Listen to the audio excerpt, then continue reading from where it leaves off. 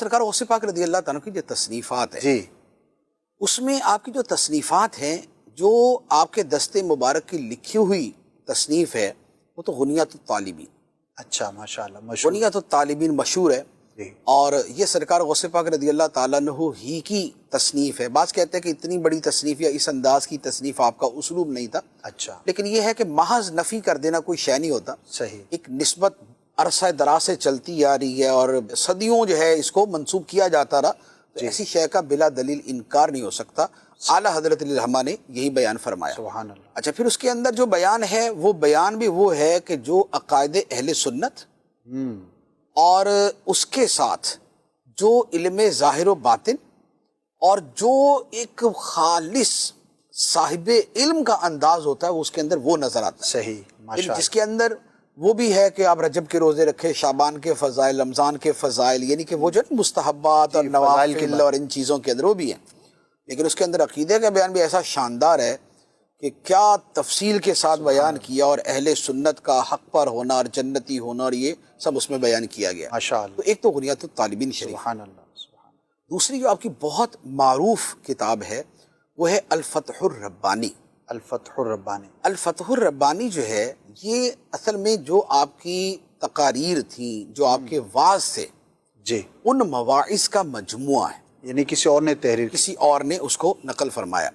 تو وہ جو آپ مجالس کے اندر وعظ کرتے تھے تو یہ اس کے لمبے لمبے ٹکڑے ہیں، چھوٹے چھوٹے نہیں ہیں، کافی بڑے بڑے، ماشاءاللہ اور وہ جو اسلوب اور انداز ہے ان کتابوں کا، الفتح الربانی کا ایک اور نام ہے میرے ذہن سے نکل گیا،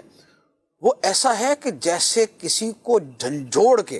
اللہ اکبر بالکل ہلا دیا جاتا ہے نا، کہ جب تک تو یہ نہیں کرے گا یہ نہیں ہوگا تیرے ساتھ، صحیح اگر تجھے یہ چاہیے تو یہ کرنا پڑے گا، اور اپنے نفس پہ غور کر، اپنے دل پہ غور کر، تو دنیا کی محبت میں کتنا ڈوبا ہوا ہے، تو اگر مرتبہ چاہتا ہے تو یہ کام کیے بغیر نہیں ہوگا، جو خود بین ہے وہ خدا بین نہیں ہو سکتا، اللہ اپنے آپ کو دیکھنے والا وہ خدا کو دیکھنے والا نہیں ہو سکتا۔ اللہ وہ اتنے مؤثر قسم کے، اتنے مؤثر وہ فرامین ہیں کہ عام آدمی اس کو پڑھے نا تو وہ تو ویسے ہی شاید